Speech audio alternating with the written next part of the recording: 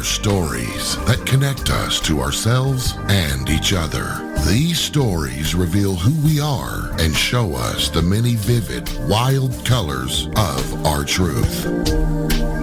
Welcome to Soul Wanderings, where we raise spiritual awareness and foster connections through these shared stories and personal experiences.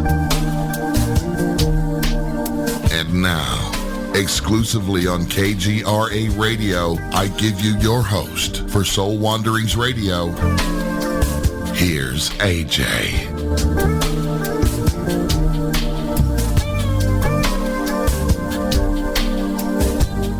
Hello, welcome. You are listening to Soul Wanderings here on KGRA Radio. We're here every Wednesday night from 8 to 10 p.m. Eastern, wandering with a new guest each week about their authentic journey through this human experience. And I am AJ Rasmussen. I'm an owner of a heart-centered healing space called Vibes Mind Body Spirit, and it's there where I get to assist others in matters of the mind, body, spirit, and the heart. And I'm also your host of Soul Wanderings. Hello, Wanderers. I welcome you to wander with us tonight, so get cozy, listen up, because I have a feeling you are going to be receiving some great motivation and inspiration from our guest this evening. Tonight, as always, I'm over in the chat room, and you can be there with me and other wanderers by going to kgraradio.com/chat. Our chat room is a space where you can visit with other wanderers throughout the show. And if you do have a question for our guest, please type them in caps so I can see them easily, and I'll do my best to grab them as time allows me to do so. Okay, Wanderers, let's do this. Our guest tonight is a renowned speaker, leader, mentor, self-development movie director, and filmmaker of The Opus, The Gratitude Experiment, and The Treasure Map.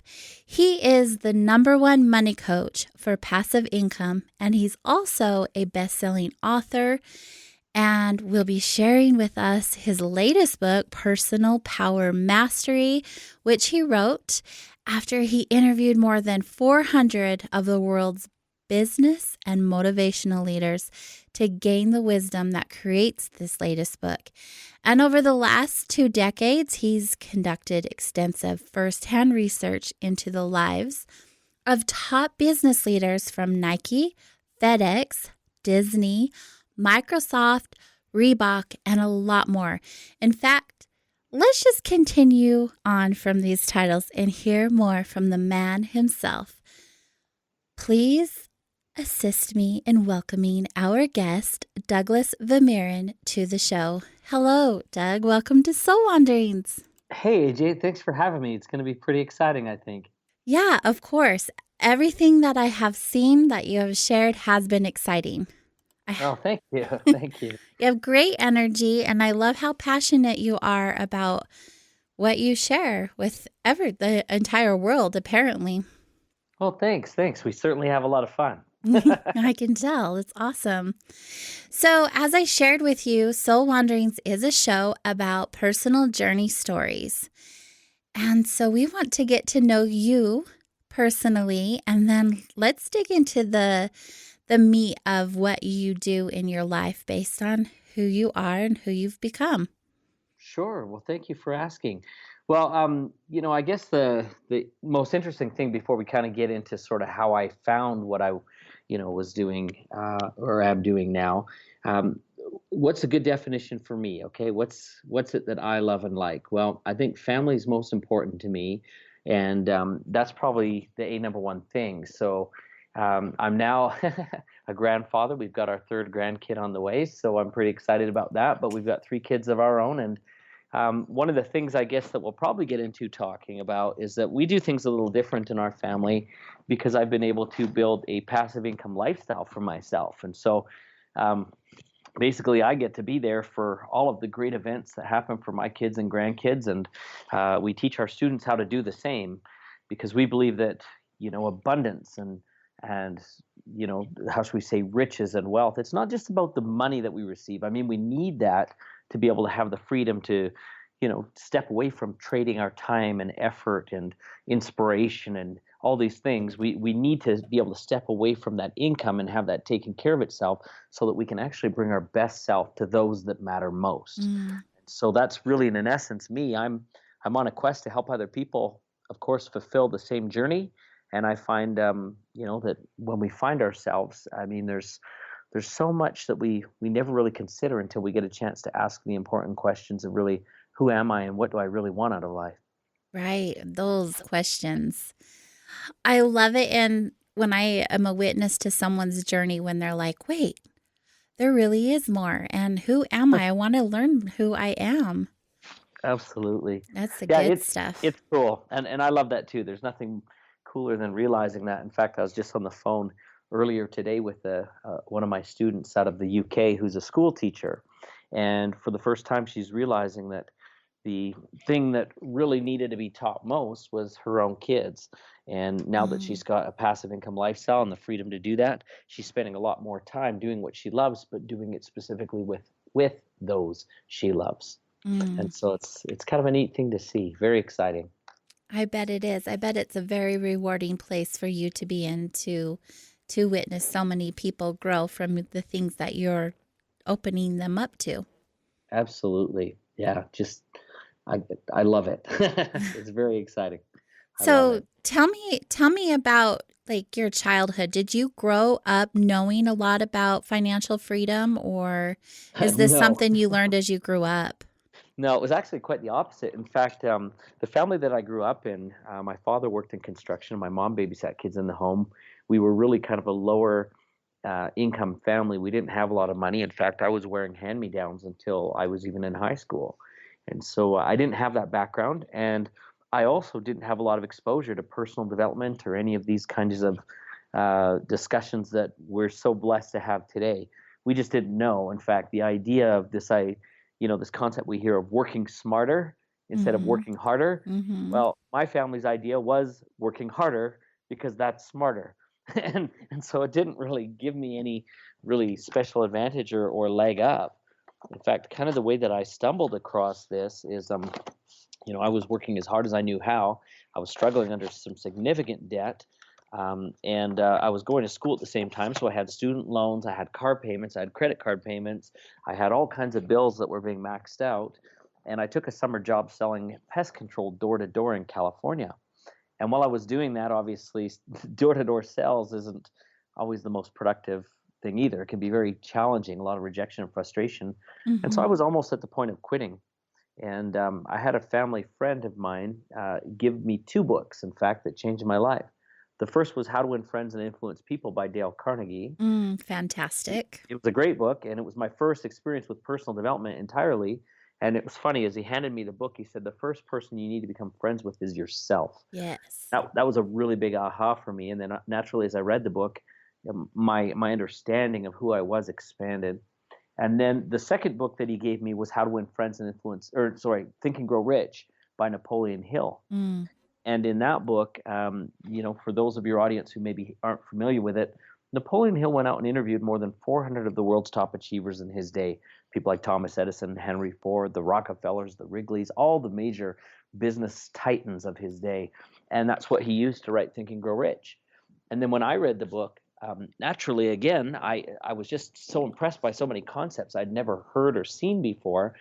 And to be honest with you, I was a little bit jealous of Napoleon Hill, who had access to these top achievers. And we all know the saying that your network equals your net worth, and that you're also the average of the five people you spend the most time with. And these are your influences, right? These are the people that are shaping your thinking and your beliefs, not only about yourself, but your world. And Mhm. so as I read this book, like I said, got jealous, and I thought, wow, if Napoleon Hill could get to people like Henry Ford and Thomas Edison and Andrew Carnegie, I wonder who I could get to. So I started to interview top achievers wherever I could find them, and in a very short time, I got to quite a few different millionaires and billionaires. And my income began to change. So as a 19-year-old, I did $1.6 million in my first 6 months using the strategies that I'd learned from some of these top achievers. And naturally, I continue to interview top achievers even today, and I've gotten to such people as Oprah Winfrey and Mark Cuban and Richard Branson and even Donald Trump. I've got actually, funny enough, an opportunity to meet with President Barack Obama in March, and so I'm still meeting top achievers wherever I can. But some of the biggest names in the world, you'll be surprised how approachable they are, and even more impressed by some of the amazing habits and thinking that they have that helps them unlock Mm. very successful results in their life. Right. They're just people too. Yeah, absolutely. They're Absolutely. just good at what they've learned. They've really applied the tools. They have. And it's kind of interesting because some of these top achievers along the way have become very close friends and even grandfatherly like. In fact, I was just on an email this morning with Brian Smith, who some of you might know that name, but he's the founder of UGG Boots. And so he's become quite a friend, and we do a lot of business deals and things together. And so when you get these guys kind of in your life and they become friends and associates, it's just amazing the kind of possibilities that begin to appear. Mm. Because you start, not that they open the doors for you, but you start thinking like they think. The people we surround ourselves really do shape who we indeed become. And so I guess that's the first invitation to your listeners, wherever you are in the world, whatever's going on in your life. You don't necessarily have to go and connect with the president of the United States or anything to make a change in your life, but maybe it's time you think right now of what's going on in your life. There may be some areas where you can level up some of your associations and start hanging out with people that expect a little bit more from you than what you're currently doing. And what do Mhm. we say? Our life is really a reflection again of those that we spend time with. So level up.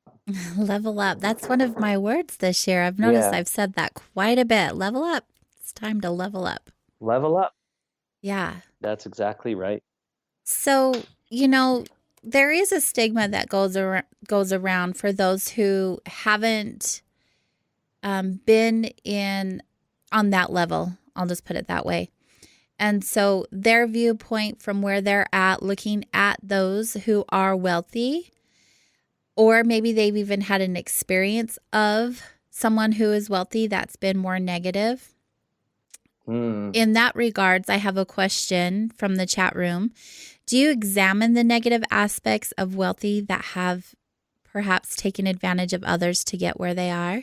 Are you You know, around that kind of? I definitely have examined that, but here's the interesting thing um, that I have observed in not only now studying the top successful people, but I've been teaching this now for about a decade and a half, 2 decades. And Mm-hmm. I've also seen some of the, how should we call them, stinkers come through the door, people that are negative. And the truth of the matter is, I've seen people who are, let's call them takers, if you will. I've seen those among the wealthy, and I've also seen those among the poor. Mm-hmm. So I think it's very unfair to say that as soon as a person becomes wealthy, they shift from being a good person to a bad person, because there's also a lot of poor people who are, let's use the term bad person, right? Mm-hmm. Or takers. So I think, one of the things that was really kind of interesting is Bob Proctor is a close friend of mine. In fact, he wrote the foreword on my Mm. last 2 books. And I was chatting with Bob one time about a statement that's often been attributed to him, that money is a real magnifying glass. That if you're a good person before, the money will make you even better. Mm. Or if you're not a good person, the money will make you even worse. And I asked him, is that true? Do you feel that way? Did you really say that? And he goes, yep. If you're a jerk before, you're going to be a bigger jerk after. And I think that that's true. I could I've see seen that it. being the case. Yeah. Yeah, and in fact, I'm not. I got to be sensitive when I say this, right? Because I am genuinely interested in seeing people happy and succeed. But not too long ago, I was actually downtown in a major city, and I tried to give some money to a homeless person, and he was very angry at me for trying to help him. And I just thought, what an interesting thing. His pride led him to sort of kind of tell me off, saying, "Why do you think I need your help? And you're so high and mighty, and you do all this." And so that experience really also led me to believe that you don't have to be rich to be nasty. I Mm-hmm. think it's a personality trait that people choose to take on. And I've seen wealthy people nasty, and I've seen poor people nasty. But on the adverse of that, I have seen both kinds of people be extremely kind and loving and giving. And Hmm. a lot of my wealthy friends, they donate, in fact, far, far more than that they really need to, right? Like they go the extra mile to take care of people. In fact, at one of my events this weekend in London, we did an activity, and I won't get into the details because it will give away how the activity works. But in that activity, we pick a charity locally that we're going to support, and then we go and together we make things happen so this charity can have some money right away. And among a group of about 30 people, we ended up raising close to $15,000 for a local Mm, children's hospital. wow. And I believe that's not because, you know, of any other reason except that people are good-hearted, and when Yeah. there's something there to help, it doesn't matter if they're rich or poor, and that's all in perspective. Like, well, one person will call rich, I'll be honest with you, other people will look at that and say that's not a lot of money at all. So Hmm. it's really an abundance, a mindset that starts it off, and that's going to dictate the kind of lifestyle we lead. It's not really even a matter of how much money is technically in your bank account, right? Right. Very nice answer. It is all about the perspective. I Yes. mean, I would say like myself and a lot of people around me where we do a lot of, and I believe I watched an interview where you talked about this, where healers have this mindset of like a blockage with money. And Oh, so they definitely do. I'm around that energy a Yeah. lot. That's not my belief or what I perceive as true, but I observe it in others around me. Mm, And I notice that the one, like for me, for an example, I may not have a lot as well as far as finances. I mean, I have enough. I live and I'm grateful. And to me, that is more than like my neighbor who I see going on trips and buying new boats and trucks all of the time. Do you sure. know what I mean? Like Yeah. my abundance is different than other people, and But the I'm other thing happy that's and interesting satisfied. too is oftentimes we look at these people who own the cars and the boats, and we think that they're making poor choices with their life because we can't see the whole picture. Right? The truth of the matter is I actually own a couple of Ferraris and a few other nice vehicles. We live in a fairly nice house, but the things that we also do in addition to that, um, most people don't see. Like they don't see the help that's given behind the scenes. They don't Hmm. see the support that they're giving. And so it's very easy to look at the nice, glitzy, glamorous things and Right. just assume that we know that person's inside and out. Right. And that's kind of very unfair too. I've got another friend who actually has even nicer cars and more things than me. And the thing that's amazing is they actually have funded multiple orphanages. They pay for several schools in Africa. They pay for a lot of these times the trips for doctors and dentists to go over across abroad. And I Mm. mean, it's very unfair. And I think that this is a how should we say?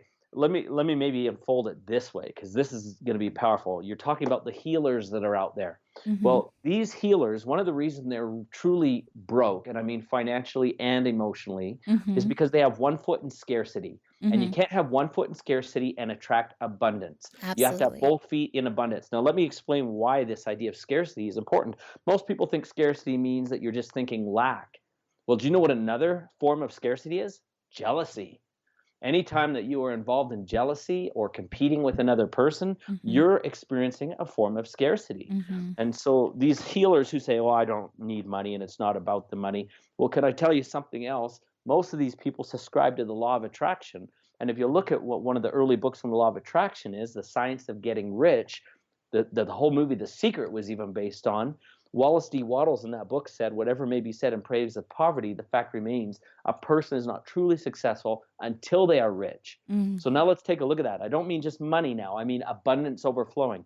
If Right. you call yourself a healer and you're out there to help people become more than they are, to expand who they are, to fix what they've got or where they've been, Mhm. you cannot be an effective healer until you are void of jealousy or scarcity. You need to be fully rich and fully abundant to be able to heal.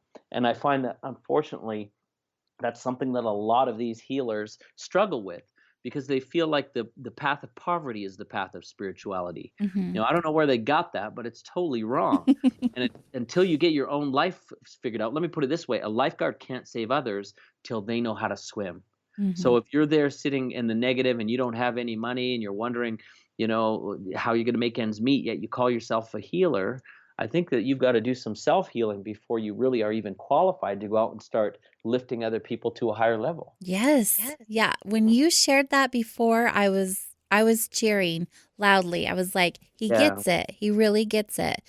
And I wish that more people would just stop and think about that concept for a while and see how it can literally change their reality.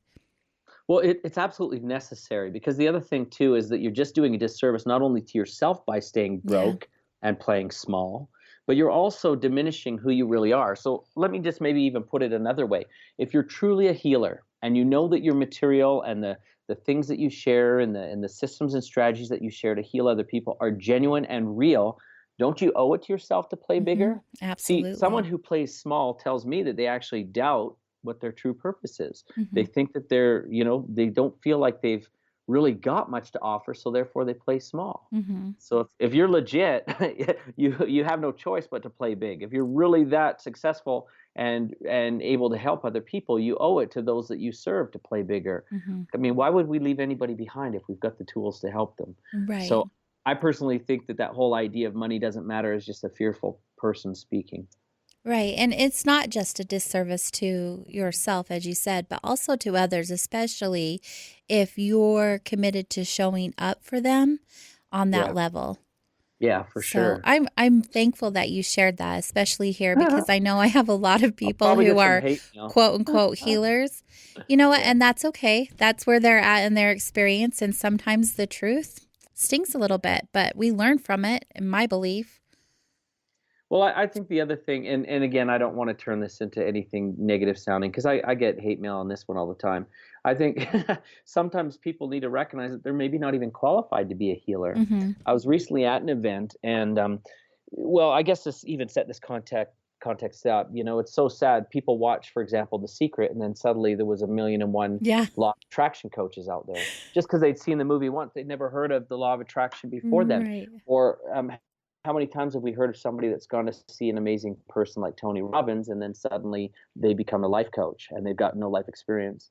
So, anyways, at this event I was recently at, this lady comes up to me and she said, I'm so excited. I love what you do. I'm inspired by what you do. I'm going to become a life coach. And so she didn't really like me when I was done. But what I said to her is, tell me a little bit about your life.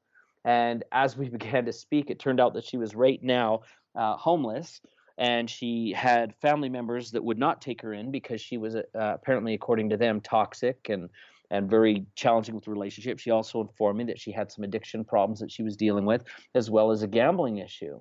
And as she said all this, I was like, "And you want to be a life coach? Okay, just a minute here. What am I missing?" Like, I understand that some Mm-hmm. people have been through some terrible things and they want to, share that life experience because they think they can help.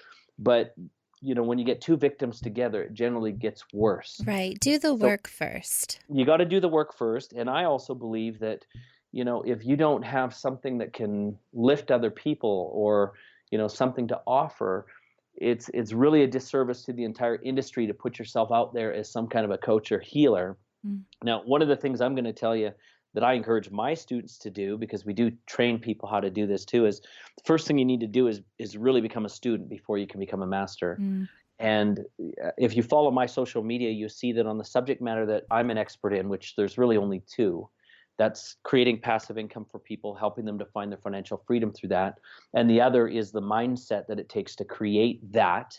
And that includes success in all areas of your life. Well, if you look at my social media, I'm actually reading close to 15 to 20 books per month on that subject. So, in other words, I'm very invested in it, and it's not something I take lightly.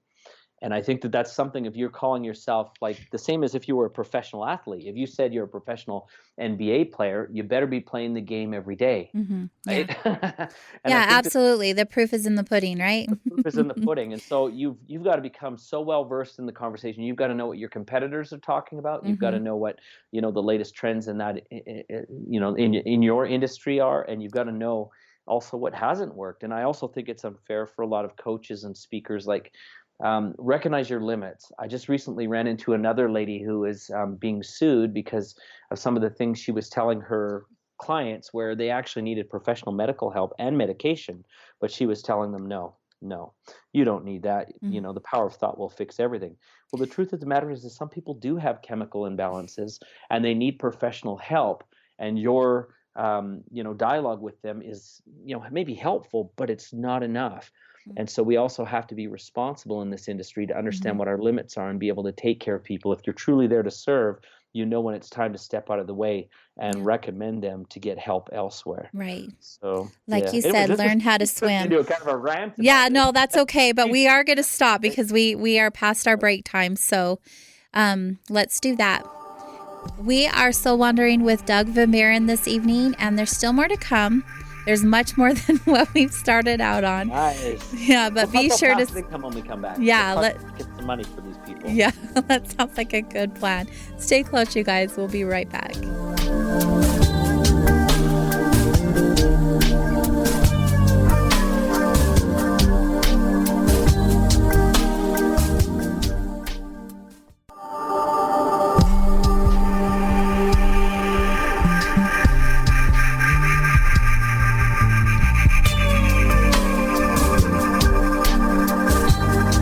Hello, welcome back to Soul Wanderings here on KGRAradio.com. Tonight we are wandering with Doug Vermeeren, and we kind of got off course a little bit, which I found fantastic. It was a great question from the chat room. We may have ruffled a few feathers, and I like that because we learn how to fly when our feathers are ruffled a little bit. Very cool. I feel like we can't grow without some kind of friction or some kind of force in the field. You know what I'm saying? Definitely true. So before the break, you were talking about your top things that you teach and that you're passionate about are financial freedom and the mindset that comes to that and the investment it takes for that. So do you want to share more about? Yeah. Well, I think it's obviously something that affects all of us. Mm-hmm. You're either in the rat race on the treadmill, suffering from the challenges that bills and debts and your monthly payment cycles require, or you've already learned this stuff that I'm about to teach you. But the sad thing is the statistics that kind of outline this demonstrate that really there's less than 10% of our population that understands it. So the majority are in the rat race, whether they acknowledge it or not. Now, why is this important? Well, like we said earlier in the program, is all of us have things that we want to do with our life. All of us have brilliance within us. But the problem is we can't unlock that while we're too busy making a trade. Now, what I mean by that is most people aren't living for life, they're living for their income, meaning that they have to trade their time, their effort, even their inspiration, to trade their freedom, their opportunity, all these things that they have to trade in order to have their income. And this is really, I guess, one of the big things that I learned when I interviewed more than 400 of the world's top achievers is that you know people use the term passive income, but the truth of the matter is I like to use the word leveraged income a little bit more, which means that if we look at the world's wealthiest people, they basically set up a system in the beginning. They set it up once, and then it pays them forever. And so this idea of passive income, really, I guess, let's explain it. It begins very actively. So it's not passive in the beginning. That's just such a misunderstood thing. Everybody thinks that, you hit one magic button, suddenly you're sitting on a beach and all the money comes rolling in. Mm-hmm. But that's not really the way that it's built. It's built through effective systems and tools at the beginning that will pay you there ever after. And that's really the way the wealthy have been doing it forever. So I teach my students how to do that. And the other thing, I guess, kind of with that is, let's just speak about like a platform or a foundation. There's a misconception that today it needs to be done online, and that's the only way to do it. Everybody says build a website, build a funnel, this how passive income is created. And I'm happy to acknowledge that. In fact, probably about 30% of my own income comes from online activities. But passive income existed long before the internet. In fact, I started exploring and using passive income in my life way back in, I think it was 1993, and the internet didn't even exist. And so we got to understand that even if, like, as our listeners are here, if you're saying to yourself, well, yeah, passive income, that's a nice thing to say, but I don't know how to run the technology. I don't know how to build a web page. I don't know how to, white label or do affiliate stuff online. You don't have to. And that's the good news. And then there's really 5 areas where income is derived or created. And that's either in a business, real estate, investment, intellectual property, or exploiting your ideas, or through your networks. And so if you don't necessarily have experience in business, you don't have to pursue a business. 84% of all self-made millionaires are made through business, but that doesn't mean you have to do that route. Same thing with real estate. If it frightens you, you don't have to start there. Now, of course, I'm going to encourage you eventually to try some of these things, but I am going to also suggest that the best way to start working on your financial freedom is to start where you are with the low-hanging fruit, the things that you already do or that you can easily do, and go from there. And you basically will buy your freedom. Once you replace what your income is and what you need for your expenses, you're going to find that you're going to start regaining your time. Mm, you'll have a lot more time. Absolutely. That sounds lovely. I can think, in fact, I'm working towards that goal. I love what I do. Love what I do. I'm very passionate about my life. I am working towards that freedom, however, so I can enjoy those moments like you said, like with your kids and your grandkids. Well, I love what you've just said because I was chatting with another one of my students as well, actually, for a girl from South Africa today. And, she's just like you. She loves what she does. And so she doesn't really want to quit her job. She doesn't want to quit doing what she does. But here's the cool thing is when you have that passive income coming in, you can make a choice. And so what she kind of did is she shifted from her job, which is actually in the pharmaceuticals industry. Instead of being an employee, she now has become a consultant, Mm, which means that she can take on the projects that she wants. She can work when she wants. She can do what she wants. And because she loves working with people and doing the things that she does, not only does she make the passive income, but she also still collects the money on the consulting work she does. So just because you're doing passive income doesn't mean a life on a beach. In fact, right. I have to be honest here and confess, I love the beach. I love hanging out on the beach. But if I'm on a beach for longer than 4 or 5 days, I start getting a bit antsy. Yeah. Just because I love hanging out with people too. I love doing stuff, right?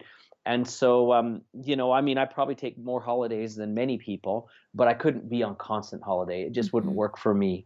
And so, the things that I choose are going to be different than the things you choose. But the cool thing is with this, let's call it a freedom lifestyle, you can make the choices, right? Hmm. Like everything that we do is not attached to bringing home a paycheck anymore. Hmm. And that's a really good feeling.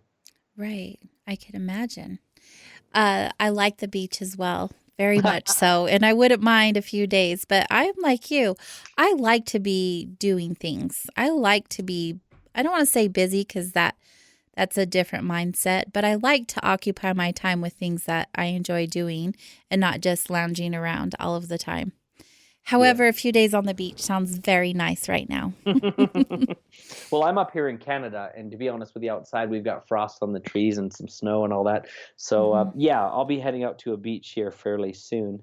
In fact, we've Lucky. got a cruise, two cruises that we do this year with our students, and I've got another one that I do with our mastermind group. So, I'll be heading to beaches and everything else in the next little while. Looking forward to it. Yeah, I bet you will be. That's Yeah. fantastic. I'm sure it's well deserved. So tell me a little bit more about your interactions and relationships that you've built with these amazing human beings who are living also their passion, I'm assuming, because Mm. they are where they are and they've made these massive businesses. They've created this residual income, and those type of people generally are pretty motivational. So how tell me Yeah, for about them sure. and how they've affected you on a personal level. Oh, wow. Yeah. I have to share that the one that probably made the most difference to me just individually, and, there's been so many, so it's hard to pinpoint one, but this is one that shines out quite a bit. He kind of became almost like a grandfather to me, and his name was Frank McGuire. Frank actually was at ABC Radio when it switched to television, like way back in the day. And he gave Alan Alda, Charles Osgood, and Ted Koppel their first jobs. He was the private philosophy teacher to Marilyn Monroe for a time. He was the VP of all of marketing for American Airlines. He worked in the White House under Lyndon B. Johnson and JFK. He was the guy who worked right alongside Colonel Sanders in KFC and took it to number one in the New York Stock Exchange as the VP of all of marketing for KFC. And then he later became one of the four founders of Federal Express. And so this guy became like a grandpa to me. And, he would be in our home regularly, and like for Thanksgiving and all kinds of other occasions. And there was just so much that I learned from him. Now, it's interesting for those of you who've been to like motivational events, like personal development type seminars and stuff, we see the speakers on the stage. And oftentimes when they're on the stage, they're very inspirational, of course, and they almost seem like they've got a pristine, perfect life and everything's going really, really like the best that it could possibly go. But I learned the most from people like Frank and others when it was in their private moments. When they weren't on stage, when they were Mm-hmm. behind closed doors, how they talked with people and treated people, and how they dealt with real life problems and real life issues. And that to me was the blessing. It wasn't just, the formal kind of prepared presentation, right? That's always perfect. It's really seeing how they are.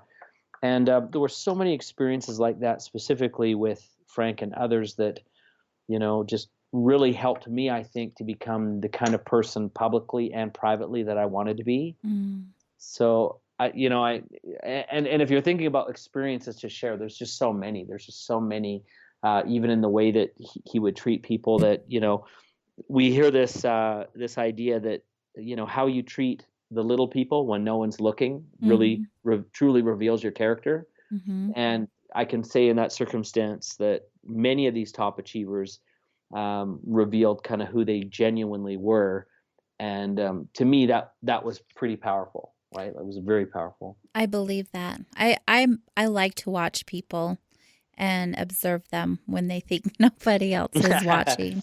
It Yeah, says a lot about a person, that's and true. it doesn't matter what level they're on. Yeah. Now, I'm not perfect, but I'll tell you one thing that I strive to do that really came to me from people like Frank is I try to do good without getting caught. And what I mean by Mm, that is, every once in a while you see an opportunity in life where you can help someone and do it anonymously. mm-hmm.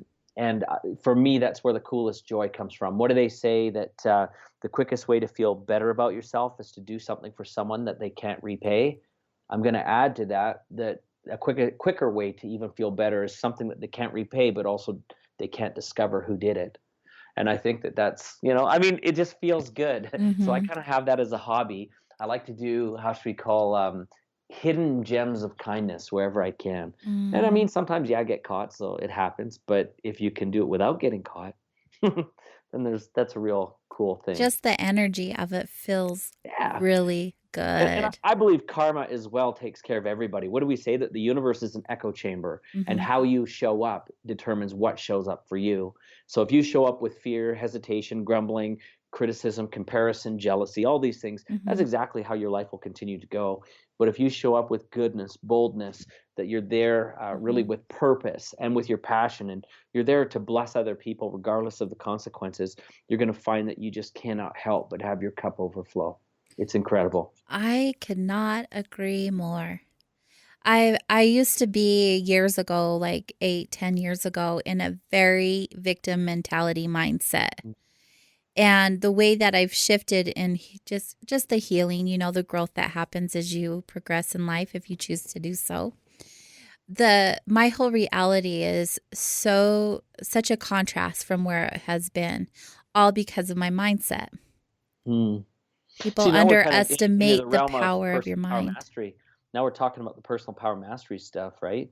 And one of the things that I think is really kind of cool that you've just sort of shared this is that, quite frankly, we have a little saying in personal power mastery that if you own it, you can change it.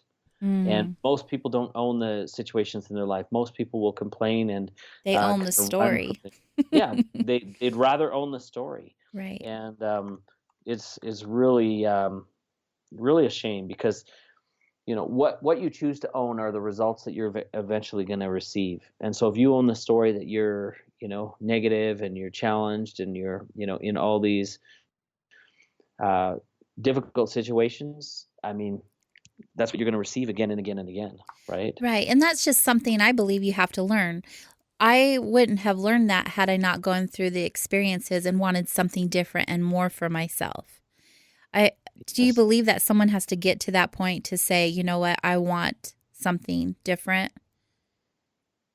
or be inspired or motivated by someone else thinking, hey, I want that too. How can I? Yeah, and I think that that's really kind of how our life appears too, right? Like you can't really recognize that there's a possibility of something until you're aware of it. Like for example, if you were a person on a deserted island in the middle of nowhere, you wouldn't have the idea to say, for example, go get your driver's license and buy a car if you hadn't seen it before somewhere, Mm, right? mm-hmm, And so I think that this again really stresses the importance of surrounding ourselves with people who are possibility thinkers so that we can have that awareness mm-hmm, of what is possible appear in our life and then we can start to take advantage of it. And so I'm always on the lookout to learn. In fact, one of the guys that I learned from as well in my interviews was a fellow by the name of Bill Bartman. Now Bill has passed away, and at one time he and his wife were on welfare, but he became the 25th wealthiest man in the United States and has been featured on the cover of Forbes a few times. Now, the interesting thing that he said, and he said it kind of funny, um, and I'll try and maybe remember exactly how he said it here, but he said that whenever he's in a room of people, he tries to be the dummy in the room. He wants to be the dumbest person there and be surrounded by everyone else who's smarter than him, which forces him now to rise to a higher level. And it also forces us to listen.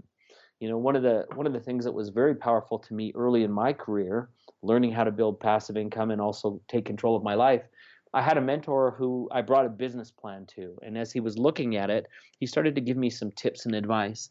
And so I kind of, started sharing why I thought this needed to be a certain way. And here I was giving this guy who was worth about $800 million. I was giving him advice, and I was a broke, kind of just out of college teenage student, right?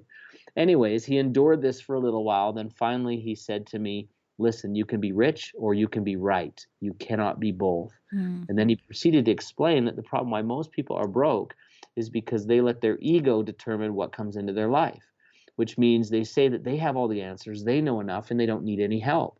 Well, the truth of the matter is that all wealth actually is a team sport. It comes by really kind of playing well with others. That's how wealth is created. And so he told me at that time, he said that if I feel like I have all the answers and if I feel like I know everything already, I will never ever be able to create success because I feel like I have all the answers already. And so what do they say? If you always do what you've always done, you're always going to get what you always got. yes. And so if I believe I have all the answers, my next 2 years is going to look exactly like my current 2 years. And that wasn't good at that time. So I decided that the only way that I'm going to be able to become successful with creating more in my life, and not just wealth, everything, is to start becoming a better student. And don't worry about what I think I know or think I don't know. Just be always learning and look for the better ways. And Mm-hmm, naturally, what do we say? That you leverage the best and you ditch the rest. You'll keep the very best and you'll ditch everything else. So I still find when I learn things, there's stuff even today that, maybe isn't a good fit. I don't always agree with it or it's not always working for my specific circumstance.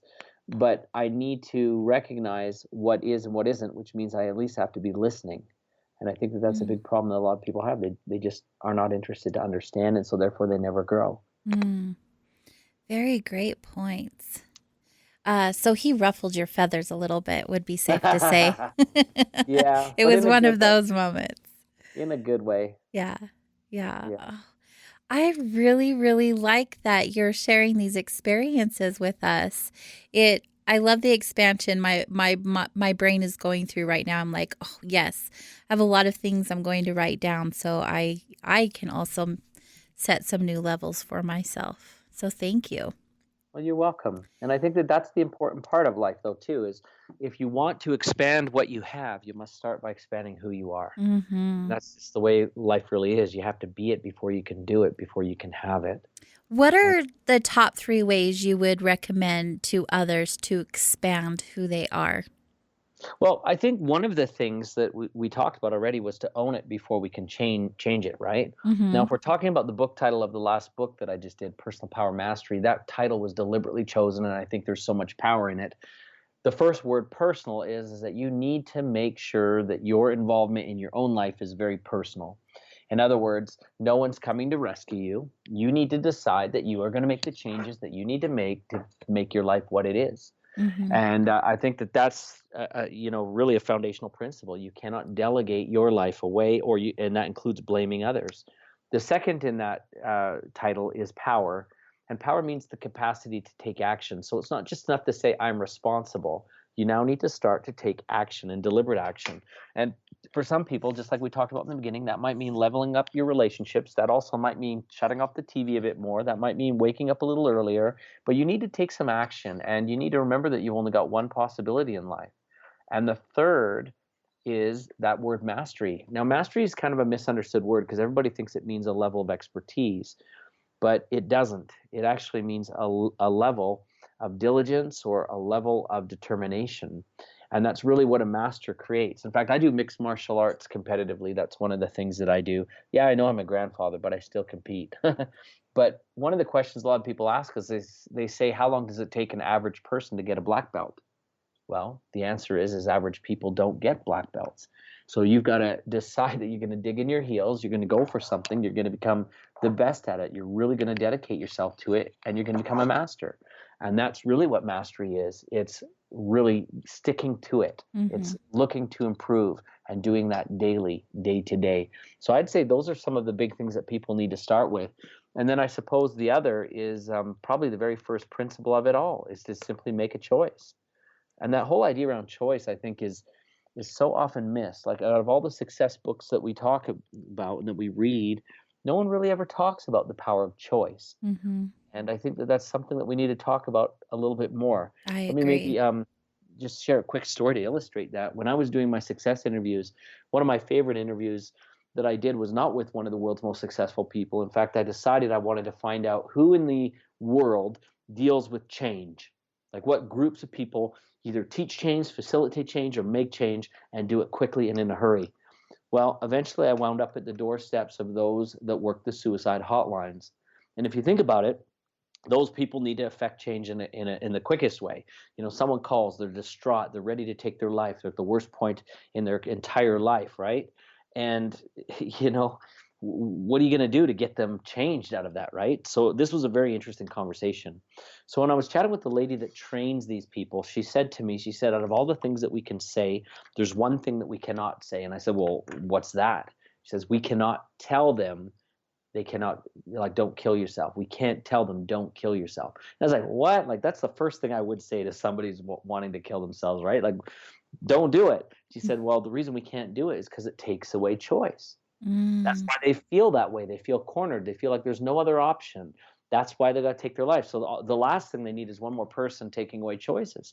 She says what we do instead is we help them see that they've got choice, but we also help them understand the consequence. So we do say, you're right. You may kill yourself. That's a choice, but here's what it looks like. Or you could get help by calling, and that's what you've done, and that's what this looks like. Or you could, you know, get other help or support, or tomorrow this is a new day, and that's what this looks like, and just help them see choices. And the cool thing about this, and this is with anyone, I don't care if you're, you know, contemplating your life, or you're suffering bankruptcy or a divorce or any other challenge or even addiction or whatever it is, the truth of life is that the more we see we have choice, the more power we gain back into our life.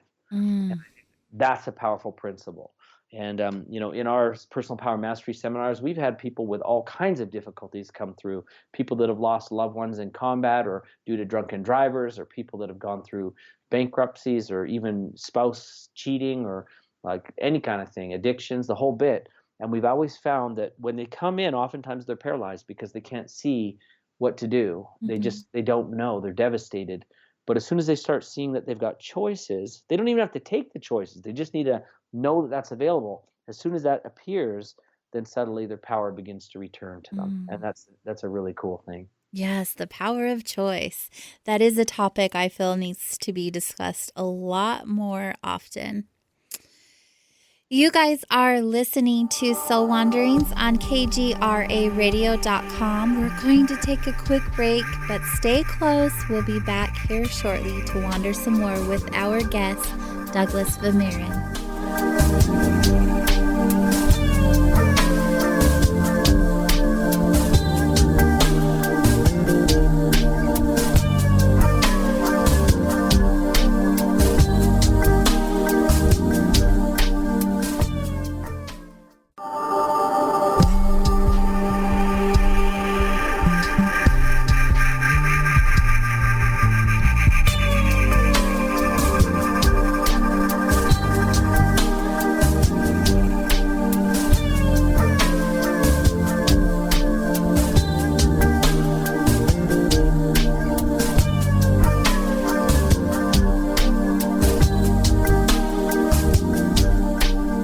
Welcome back to Soul Wanderings, which is heard here on kgraradio.com, as well as many other platforms for your convenience, such as iTunes, TalkStream Live, iHeartRadio, and Spreaker, just to name a few. So wherever you're joining us from tonight, welcome.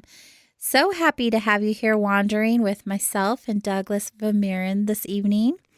We have been visiting with Doug. He's an author and filmmaker, as well as the #1 money coach for passive income. And we're 1 hour into our wandering and have the opportunity for another hour with Doug. And we're going to take it commercial free because there's still so much to share. Doug, you were talking about the power of choice before the break, and it was like a great opportunity for us to take a break, but I really like the topic, the power of choice. Is that something that you talk about in your seminars at all, or? It is, yeah, absolutely. In fact, with Personal Power Mastery, we share what I believe are like the 17 of the top powers that we all need. And choice is the first one. It's number one. You cannot really proceed onto any other forms of success until you've really understood choice. Right? It's the foundation of all. And so your book, Personal Power Mastery, did that come before the seminars, or is that book created because of the seminars? I'd say it was because, to tell you the truth, we really hesitated to put out the book for many, many years. And the reason why is I wanted to make sure that we had something different, because there's a lot of personal development books that are out there. There's a lot of, training and resources that are out there. And there's a lot of them that are very, very good. But there are also a lot that I felt just really didn't stand out because they kept repeating the same information again and again. And so what I wanted to have is obviously since I went out and I interviewed the 400 of the world's top achievers, I wanted to have a book that shared strategies and also examples that were real, things that people could really, really do. And I'm just so pleased on how it turned out. In fact, I recently had a lawyer who attended Personal Power Mastery, and he took me aside at one point during the seminar, and he said, "You really don't know what you have." And I'm like, "Well, what do you mean?" He says, "Well, if I was in a court of law and I needed to establish a fact," he said, "if I had one witness, that's pretty good. I could demonstrate, that this person's an expert and that's what's true." He says, "If I had 3 people, that would be amazing. If I had a dozen, no judge in the world would dispute that. He would say that's definitely what occurred and that's the facts." He said, "But you have more than 400 of the world's top achievers that you've spent time with learning success." He says, "Your program is undoubtedly the very best in the world." And I think that was quite an honor to hear that said. But when I thought about it, and I've looked, over the years, obviously, at so many different success materials and personal development materials, most people are teaching what they've read in someone else's book. And so, in an essence, you're getting a photocopy of a photocopy of someone else's work. And that's the one thing I think that makes Personal Power Mastery different, is that it's not theory, and it's really truly based on what top achievers do.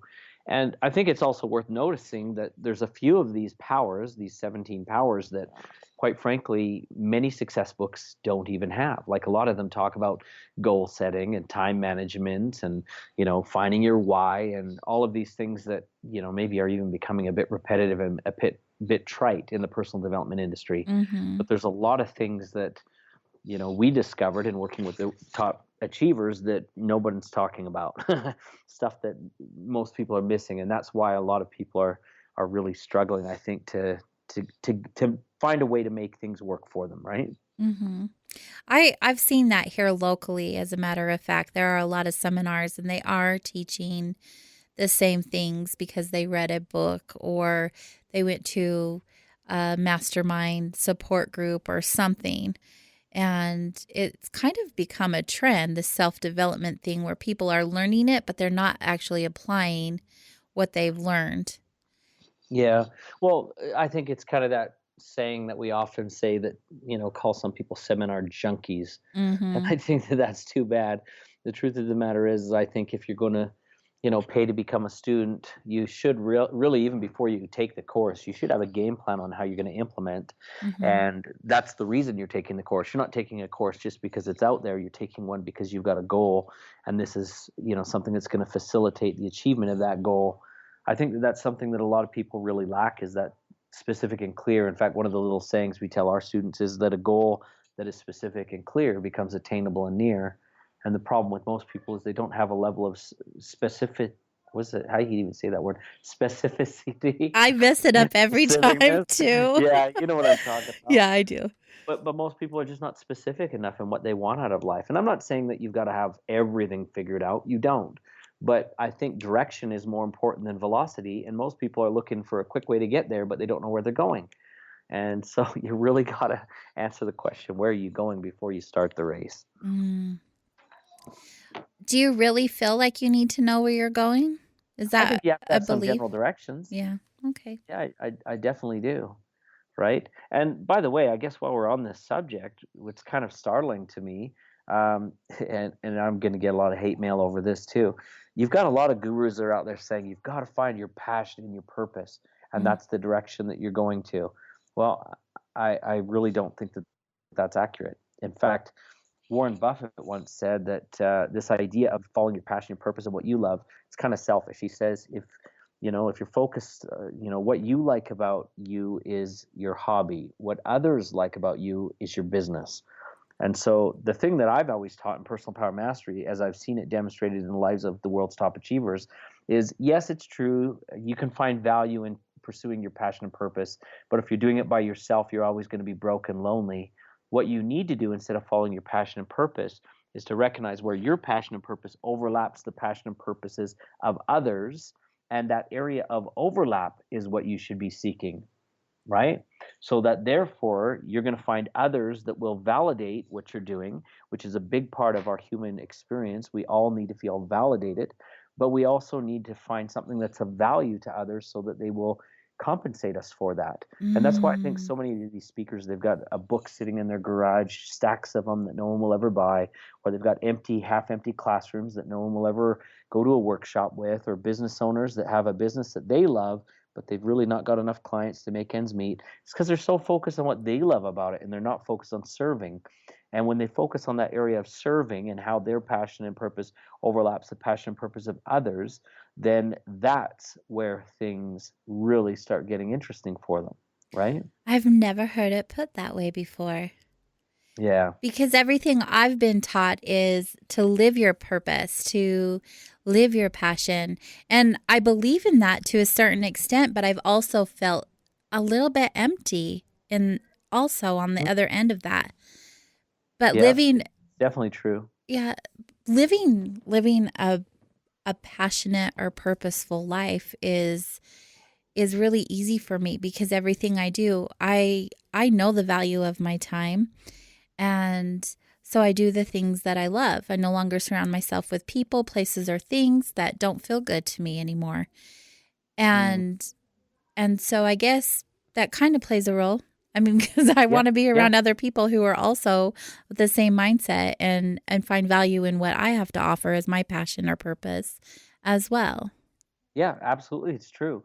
So yeah, I think that's the best way to kind of describe it. And I think when people discover their passion and purpose and what really they are there for and what they're looking to do, it just becomes easier too, because you're dialed Mm-hmm. into that. And I think so many people are, I don't know, trying to discover a quick fix rather than try to, quite frankly, do it right, right? Mm-hmm. Yeah. And when you're dialed into what you're truly passionate about and you've got others that support there, it's so much easier to, let's call it, do it right. So you teach these seminars all over the world or?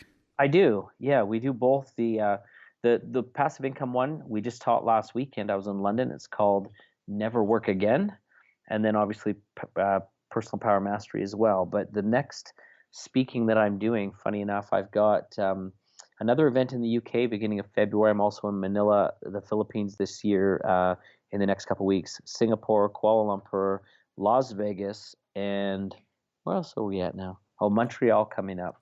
So yeah, we've got a pretty full schedule in the next 2 or 3 months here. Sounds like it. When you Mhm. say we, is that your team? That's my team. Yeah, I like to say we because that also includes the students, right? Mm-hmm. And I think the idea of calling them we, you'll see a little bit more when you get a chance to attend one of these. But it really is a group effort. Sure, I may be the facilitator and sharing the information, Mm-hmm. but it really is a full participation type opportunity. When a person leaves, for example, never work again, you will leave with passive income streams, right? I've Mm. got people that make money, and if you follow our social media, you see we actually post the pictures of everyone getting their checks with their checks and everything else going on, and they make money.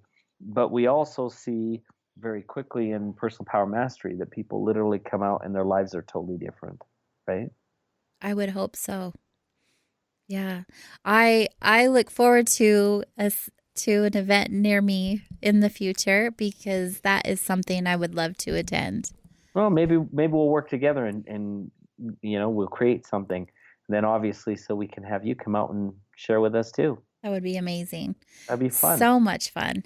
It's all about the sharing, It uplifting is. and supporting others. I dig it. It's good stuff. Absolutely. So in the meantime, I'll grab the book. And you guys too can also. You have it on Amazon, correct? Yeah, it's actually on a few different sites, but I think Okay. Amazon's probably the easiest. Yeah, perfect. So moving on from your amazing seminars and books, you also are a director and filmmaker. Let's talk Yes. about that some. Well, thank you. Yeah, we've had a really fun time. I guess what a lot of people maybe don't realize is I started actually in film, and I still do a lot with film. My whole background in school, like when I was going to school, was actually for screenwriting and film production. So it's always been a passion of mine. I guess, probably like many of the listeners, as a kid, I grew up with so many of the big blockbusters like Star Wars and Raiders of the Lost Ark and all these things. So Mm. film's always been an important part. So for me, when I first came out of college for doing film and TV, and I had now just, bumped into the, sorry, the signal's going here a little bit. When I, uh, hang on, signal. Did we lose you? He knew it was going. Sorry, I'm still here. I can. That's okay. Had a signal challenge there. I apologize. No So, problem. yeah. So back where we were talking about film. So, I really wanted to do a personal development movie early in my career, but no one wanted to distribute it. No one wanted to pick it up. And so I kept trying to get this film done, and then all of a sudden, this little movie called The Secret came out, and then I had no problem finding a distributor. So Mm, that's kind of what happened. that was a But big one. yeah. So I kind of knew all the speakers from The Secret already, most of them. And so the ones I didn't know had made introductions then across to the other ones that I wanted to know. And so we put together my first film, The Opus. And something that's really different with The Opus, and by the way, you can find it online. I've even seen people put it up on Facebook or on YouTube, sorry. But we decided to do a narrative story throughout. So one story arc all the way through and then we added the speakers into that. So you'd cut away, and then the speakers would give their insights onto what was happening in the story, and it did really well. In fact, Random House picked it up, and they did 23 languages worldwide as a book. Wow. And we still actually get calls and receive information about it all the time. In fact, I was at an event not too long ago, and a fella came all the way from Slovenia to see our seminar because he had seen the movie The Opus. Well, here's the crazy thing is I don't even know where Slovenia is, right? But he came all the way across. So that was brilliant. So we had an amazing experience with that film. And because the quality of the film was done so well and everyone appreciates so much, I had the same distributor ask, what's next? So the second movie was a little different than the first. The first one, the premise of The Opus is how do you take the vision of what you want in life and turn it into a workable plan and ultimately performance in your life. And the second film, we decided to go a little different. Like one of the things that I discovered when I was studying my, interviews with the top 400 achievers that a lot of the success books didn't cover, but the achievers genuinely practiced was the principle of gratitude. In fact, Mm, very few success books talk about gratitude at all. They, like I said, they generally talk about time management and goal setting and commitment and finding your why, but very rarely in success books is there a chapter on gratitude. So we knew it. Like when I met with people like Oprah Winfrey and others, they practice gratitude and in a big way. hmm So I decided the second movie needed to be the gratitude experiment. in that film, I had such people like Bob Proctor and Mary Morrissey and Marie Diamond and John Gray, who did Men Are From Mars, Women Are From Venus, and John DeMartini. And so, a lot of these great people, and they shared some really profound insights on gratitude. And naturally, in the film, we talk about how gratitude really works, that there's a difference between how most people understand it, which is gratitude for, meaning I'm grateful for the things in my life and the things that I have and the money I have or the clothing I have and all that. But Mm-hmm. there's a deeper kind of gratitude that most people don't understand at all, which is called gratitude in, meaning it's internal and it comes from inside regardless of your external circumstances. And so it was a really powerful movie. In fact, at the time of the movie coming out, the media brought us onto a lot of television shows just to really talk about the power of gratitude and some of the things that are going on in our world today. We've got everything from natural disasters to terrorism to you name it. So how can we be grateful in those moments? And it Mm-hmm. was a really powerful conversation. So that was our second movie, and then the third one that we did was called The Treasure Map. And The Treasure Map, I again brought in a lot of different luminaries, as you can imagine. My background, having really focused a lot on money and wealth, a lot of people wanted to know about that. So in that film, The Treasure Map really is the route to starting from having nothing, and that includes even a negative mindset, to being able to develop the mindset, to be able to develop the ability to start producing resources and to really start building a life of abundance, money included, but not just money. And so that was our most recent film. And in fact, I just showed that this last weekend in London. And now we've got another one coming. Actually, we've got two movies that we're working on simultaneously and a reality TV show. So the next movie is called How Thoughts Become Things, focuses on the power of our thinking. So you remember in the movie The Secret, Mike Dooley said, "Thoughts become things." And he was Yes. really dramatic. Well, Yes. this movie's going to answer how. So we're going to share how Oh, that happens. good. Good. We're going to talk about not only the quantum physics kind of law of attraction reason behind how it happens, but we're also going to show the studies in neuroscience today that demonstrate how it happens and affects our neural pathways and how our brain develops and everything else. So that's really fascinating. So that one will be coming out soon. In fact, we've already shot a few pretty cool people for it. So it's going to be exciting. Maybe we'll come back and talk to you about that when it comes out. And then the other one that we've just begun, which is actually we've got an agreement to do this as a movie and also a regular reality TV show, is called Never Work Again. And basically in that program, we show you the passive income lifestyle, but also show you what it takes to create that. And quite frankly, it's a very real look at passive income and takes away sort of the mystery and the secret and the surprise of what people Mm. think it takes. It's not a life on a beach, but it's also very different than the 9 to 5. And I think it's very exciting. In fact, we're going to be shooting in multiple locations around the world, including some beaches, but a lot of really neat locations that most people have never seen before in film. Mm. How exciting for you. What an Yeah, it's pretty incredible fun. journey. Yeah, I would say so. What's been your favorite part about directing and creating these films? Wow. This is the funny part about it, is that it's probably the learning. Now, obviously, I went to film school and all these things, but my favorite learning experience in film, when we did the Opus, I actually hired as the cinematographer, the guy that was camera operator for me. He did Brokeback Mountain, Shanghai Noon, Shanghai Nights, Good Luck Chuck. I mean, just a ton of other Hollywood films. And so I have never had the same level of experience that he had, right? So there was a lot for me to learn. So he would often kind of set up some shots and show me what he had in mind, and then he'd ask my opinion. And instead of simply saying, "No, do this," I'd simply kind of look at it and go, "Yeah, exactly that. Perfect." So that I was learning why he did things and what he did at the time he was doing them. And it was even though my name's on the film as the director, I was there as a student the whole time. Like Mm. I really was there to learn. So for me, that was one of my favorite experiences for film. Oh, I can imagine you were soaking it all up. Oh yeah. But the other thing that was kind of cool is, if you can imagine, with each of the films, I would have to conduct the interviews with these different speakers, and it was kind of cool. Like for example, we just shot Bob Proctor for How Thoughts Become Things, And spending pretty much the whole day with him, being able to interview him, ask him questions, go through things, and letting him instruct me. And it was neat, just kind of a cool one-on-one coaching day. But as you can imagine now, for each of these films, I get to do that with all the speakers. So Mm. it's pretty cool. It's pretty neat to be able to do that. I can't even imagine in this moment, but I mean, because I haven't had the experience, but my mind is expansive. I bet Oh it's yeah, oh just yeah. incredible. I just love being around people who are so empowering and so positive and uplifting and motivational.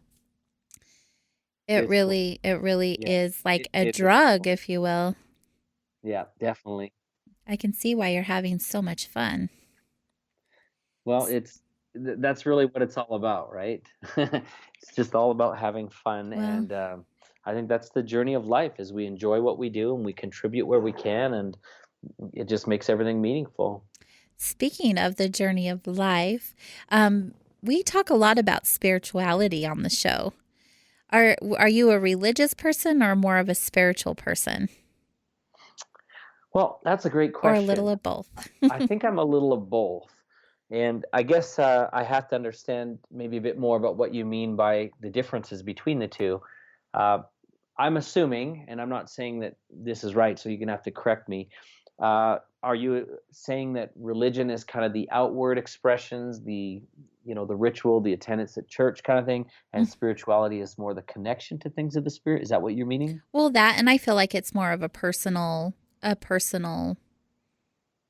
spirituality is more personal than religious, because religion does have, you know, textbook beliefs or certain doctrine Fair related enough. to it.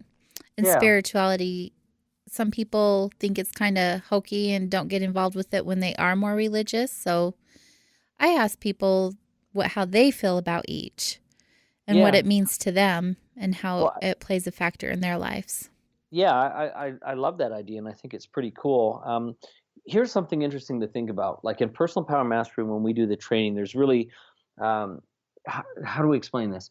As I've interviewed people, not only the top achievers, but also been teaching this over the last several decades, I found that there's really 5 areas that everybody sets goals in their life or needs to feel fulfillment or power in their life.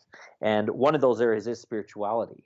So it's something that we all, even atheists, people who feel like they don't believe in a supreme being or anything, Mm-hmm. they still have a need for a spiritual connection to something. Mm-hmm. And so those 5 areas, just to kind of share, the first one is what we call self. And so that means such things as, self-confidence, self-fulfillment, feelings of self-worth, self-appreciation, etc. And that's really the foundation, because unless we can really learn how to love and appreciate who we are, it's very difficult to kind of expand beyond that and want good things either for ourselves or others in our lives. Mm. So that's a foundation. The second is spirituality, and I like your definition. I think that that's excellent, and I would kind of endorse that wholeheartedly. And then I would also add that spirituality is also a connection to what we believe to be true or what we stand for ethically. So Mm. how do we measure what we stand for versus how our actions portray that, right? Mm-hmm. And so that's a manifestation of that. And it doesn't, of course, just include our religious beliefs or things. That can also include just how we even treat people in general, or how we exist in the world or in the universe and in our communities, right? Is it in Oh, harmony for with what sure. we know or believe to be correct? Mm. The third one is what we call health, and that can deal with many of the things, everything from quit smoking to lose weight to start a fitness program to eat better to you name it. But it really is, again, how we take care of our physical self in our physical space.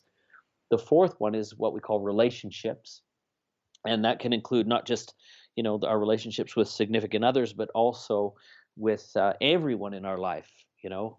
Everybody from our immediate family, extended family, to the communities we live into, the business relationships we have, into the networks that we're part of, etc. And then the final one is what we call abundance. And it seems like everybody sets a lot of goals in abundance, what they want to have and where they want to travel and the kind of homes they want to live in and the cars they want to drive and the clothing and all these things. But we often don't set as many goals in the other areas that we ought to. especially starting with things like self or spirituality. And Mm-hmm. what we'd find is that even those five, if you were writing this down, they actually all kind of build on each other. For example, you can't really have abundance unless you have relationships that are proper, because all money in the world comes from a relationship with someone else. There needs to be a transaction with someone else. Mm. And that idea also, for example, of spirituality can't occur unless you're good with yourself. What is it even? It says in scriptural, verbiage like the Bible, it says you have to love your neighbor as yourself. And until you love yourself, you have a really hard time loving your neighbor. And so all of these are interconnected and they stack and build on top of each other. And you can often tell, of course, where a person is unbalanced by the one that they crave or they yearn after the most. But when you kind of get them all in proper balance, I mean, it's not always going to be perfect. Our human nature sometimes will have days where things aren't perfect. Mm-hmm. But if you can get them all in alignment properly, you'll find that there's a lot more peace and harmony more often than there is struggle and strife. Very nice. Those principles, the self, spirituality, health, relationships, and abundance, those are something, is that a format that you teach in your seminars? Is that what you were referring to? Yeah, that's part of it. Wow. That's part of it. Yeah. Yeah. There are quite a We'll few keep the people. secret sauce secret, right? Yeah, the secret sauce. Let's mix it all together. Um, There you go. there's quite a few people that I follow for motivation, like on Instagram, on social media per se, and they have these exact same beliefs. The five that you mentioned. There's one that I follow. His name is Ed Milet. I don't know if you know who he is. I don't. Uh, well, he's abundant in many ways, but he talks a lot about the spirituality part of it and how it links to his health. And he was at this speaker event that he was at, and he goes into the gym and he was saying, all of these people in here are millionaires, billionaires, and look what they're doing first thing in the morning. They're working out, because it's not just about your mind and your thoughts and what you're doing, but it also is about your health and how you're treating yourself and your body. Absolutely. Yeah, definitely true. And I see that a lot, where people will be shoving down the Big Mac and then talking about, self improvement, and it's just so contradicting. Yeah, it's true. Well, as I mentioned earlier, I do mixed martial arts, and we kind of joke around a little bit that a lot of guys who are wearing a shirt that says UFC, but their body says KFC. So you've really got to find the balance. Get committed to the things that are important to you and Hmm. stay focused on that, right? Yeah. Tell me a little bit about the opus, just because I'm not really Yeah. familiar with that one. You kind of talked about the format of it, but what, by definition for you and what the show is intended for, what is the title and how did that come about? Well, the title is actually an Italian word which means the work. And so I guess one of the reasons I chose that specifically is you remember that The Secret had just come out, and most people were thinking that all you have to do is kind of sit on the couch and dream about what you want, and it's going to show up as long as you're putting out that energy, right? That and And your so vision board.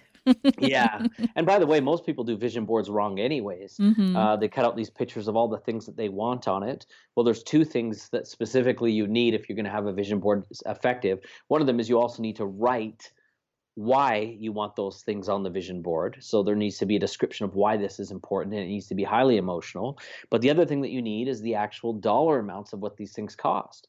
Again, remember, a goal that's specific and clear becomes attainable and near. And so, if you want to get, let's just say, for example, a Ferrari, if you can write down what it costs and you understand that, it starts becoming tangible in your mind, and your mind can get to work on it. The other thing that's valuable about that is if a Ferrari shows up and it's cheaper than what you put on there, you're getting a good deal. So take advantage of it. Um, by the way, just a funny law of attraction story with Ferrari that I think is hilarious is when The Secret first came out, I had a friend come up to me and he said, "I know you know all these guys. What do you think about this movie?" And I said, "Oh, I think it's great." He goes, "Well, I'm going to try this out. Let's see. I'm going to see if I can get a Ferrari by doing what they say in this movie." And I said, "Okay, well, report back. Let me know how it goes." Well, about 6 months later, he calls me up and he says, "I want to go for lunch with you." So I'm thinking in my mind, he got his Ferrari. Okay, well, let's do this. So I climbed in my Ferrari and I went down to the restaurant to meet him. And as I'm driving through the parking lot here, I don't see any other Ferraris. I'm looking all over the place going, what happened? Where is it? Where is he parked?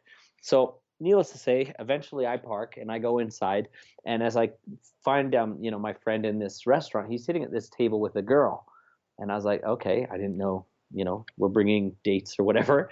But as we sat down, he said, I want to introduce you to somebody. Turned to this girl, asked her to hand her business card across. And he said, this is my new assistant. And as I read her card, I saw the name on it, Adriana Ferrari. And I was like, oh, and he goes, yeah, I guess I got to be more specific and clear, just like what you say.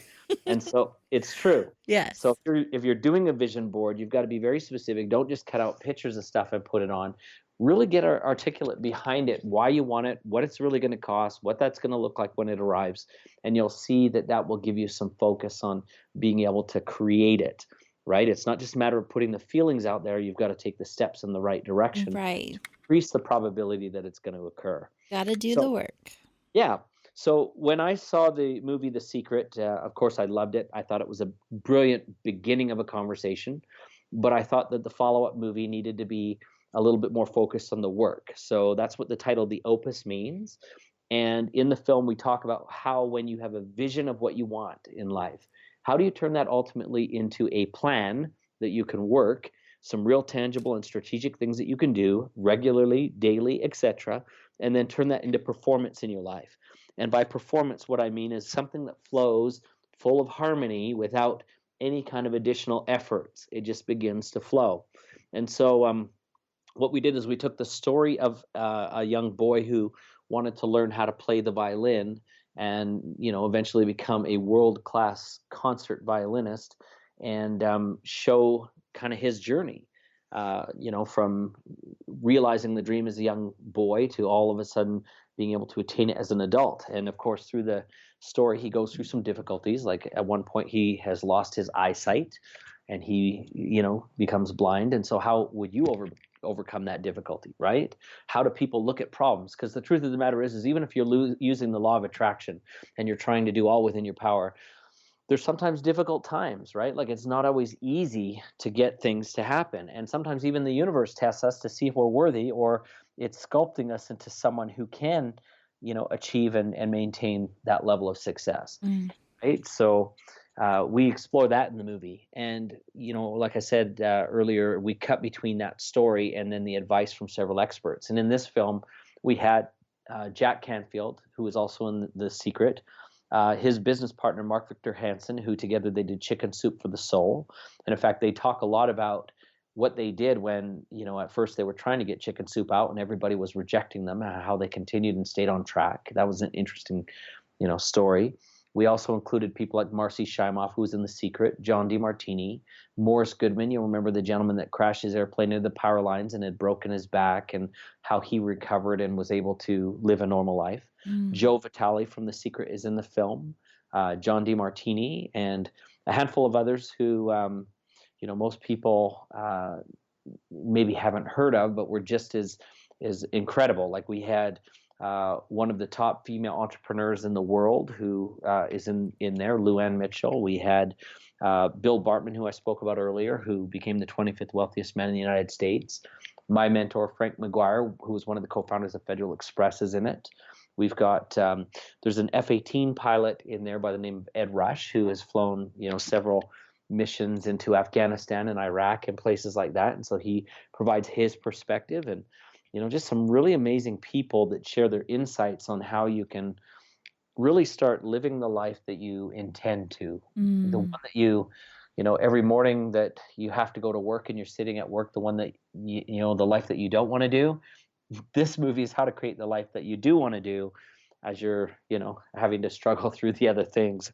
How do you really create it? How do you live it, right? So it was fun. It was awesome to create. And then we had, a two-time Genie nominee, which Genies are the same as the music awards that they give out in the United States. This is the one in Canada. So he did the musical score on it, and we just had some amazing people involved. So it was really a lot of fun. You're having all kinds of fun, apparently. Yeah, it was great. There is a question in the chat room if you've ever done a TED Talk, and I believe I know this answer, but... Yeah, Yeah, I have. In fact, I've also been a host at a few of the TED locations. I don't know that my TED Talk has ever been put online. At least I haven't seen it online. But I've done a few. One I've done one, it was Mastery is a Choice. So as you can imagine, that really focuses on some of the things we've talked about here today in personal power mastery. I've also focused on the power of passive income was another talk that I gave. Trying to remember, there was two other ones that I did too, and then I also did. I hosted one. In fact, I was the host of one that they did in Montreal, and that Mm. was pretty cool as well. I enjoyed it. It was really fun. I hear they're a lot of fun. So you live in Canada. I do part of the time, Well, you so do have a little accent going on. I didn't want to assume. it's funny. It's hilarious because I travel so much. I don't really have a truly Canadian accent anymore. I've got one that's kind of mixed up. Because when I'm even in Canada, people say, "Where are you from?" And I'm like, "Here." And then, they find out that I'm 2 weeks in, 2 weeks out. I actually lived in Europe for a couple of years. Then I lived also in China. I was there for a couple of years. And then now it seems like I'm in Canada about 2 weeks out of every month. So Lots of traveling. lots of travel. How fun. Fun is the word of the evening. You have a That's lot it. of fun. Yeah, you have to. Life's too short to do it any other way, It right? is. It is. I agree. Well, we still have about 15 minutes. So I would love for you to share with us some more about anything that you want to share with the audience. First of all, like free talk, because Okay. I mean, I have a lot of questions, but maybe something that I haven't read about you or that we may not know about you by your website or YouTube. Wow, that's a good question. Um, it's kind of strange, and I don't want to segue too far off of this. Going back to even the idea of movies, obviously, up until now, most people know about my personal development movies, but my background in movies, I started actually when I was in the second grade as a background extra, and then I started doing stunt work, and so I was doing stunt work and photo doubling and stuff like that all through college and even afterwards. In fact, the last big movie that I did for that was Open Range with Kevin Costner, Robert Duvall, Annette Bening, and that gang. And so I actually still get involved in major Hollywood productions. And so, in addition to the personal development stuff, we've got one that we're working on this year coming up. Called Creepy Zombies. So it's a zombie movie we're working on. Ooh, So it's quite a fun. quite a different genre than Yes. personal development. But it's not like, don't think of it as going to be this crazy scary horror movie. It's actually a comedy. So so we're kind of excited about that. So yeah, that's something maybe not a lot of people know, is that I do a lot of film production. It's always been a passion of mine, and I'm Mm. excited to be doing that film coming up later this year. So You're a busy cool. fella. Yeah, but we're only busy with the things that we want to do, Hmm. right? And I guess that's another thing too, is if you look at life, right? Like, it's so much easier to get up in the morning when it's something that you want to do. And so I'm excited Hmm. to have that sort of life where I can choose what I want. How many hours of sleep do you get each night? Sleep, who needs that? Just kidding. I You know, like to ask successful people this question. that for me, I'm probably not going to give you the best answer though. And the reason why I say that is because I'm always jumping between time zones, right? Mm. And so, like when I was in the UK just this last weekend, I just got home on Monday, and here we are, Wednesday. Um, when I'm there, it's a 7 hour difference. So I will go to bed at, say, 11 o'clock, but because of the time zone difference, I'll wake up at 3 o'clock in the morning. I'll do a little bit more work, then I'll go back to bed and I'll wake up at 9. So now when I get back to Canada, it's kind of the same thing. So I don't know. I mean, how much do I sleep? It's unpredictable. I guess, not much, but it's okay. And then when you're excited about stuff, like I think everybody has this, you know, I don't know, I have to sleep with a notebook next to my bed because in the middle of the night I may have a really cool idea of something Mm. that I want to do or implement. And if you don't make a note of that, then it's going to just disappear as quick as you got it. So Right. That's a great practice. I recommend yeah. to everyone to have a notebook by the bed. Well, one of the things too that I do, just speaking about the Notebook, and I'm sure, boy, the Notebook, there's the movie, right? Oh, But yeah. one of the things that I find is a lot of entrepreneurs and people that I know have, how should we call this? ADD, HD, which is ADD in high definition, right? Like we've got so much going on that there's so many ideas. And we've got to always recognize that focus is an important part of success. So if we're trying to do too many things, we're going to really have a hard time creating it. I like to say it's kind of like having a room full of plants and only one glass of water. If you try to water everything, it's all going to die. But if you pick one or two, you'll be Mm. successful. So what I do is I carry around this big black kind of notebook, and I'm always taking notes of things that I'd like to do or things that I think would be good ideas. And then what I do is I have a meeting every once a week. Typically, it's Friday when I'm in town, and I've got a mentor of mine. He's worth, about $800 million, and we meet every single Friday. And what I do is I just show him the ideas in my black book, and he helps me decide where I should best invest my time. And so a lot of the ideas that I write down that I'd love to do, I honestly never do anything with. And the ones that are really good, together with a team, because wealth is always created by a team, I bring in people who can help me implement those ideas to the best of my abilities. Mm. Now, one of the things too that's kind of cool that not a lot of people think about is when you have all those ideas written down, there's still value even in the ones that you don't do. And I've had a lot of times where, for example, I've been chatting with other entrepreneurs, they've shared an idea, and I said, well, wait a minute. I flipped open my black book and I said, I've got an idea that's either going to supplement that or be better than that. And if you're interested to partner with me, I'll give you the idea, but you've got to assemble it. I just want to be, part of the percentage of what it generates or maybe the excitement that it is or whatever. And that's made me actually quite a bit of money to just simply share my ideas or support people who are on their way with something that maybe just needs a little bit more refinement, right? Mm. Yeah. Plus, you're only one person, and it is a lot more fun to share and Always experience the is. other people succeed. Yeah, always is. Yeah. Yeah.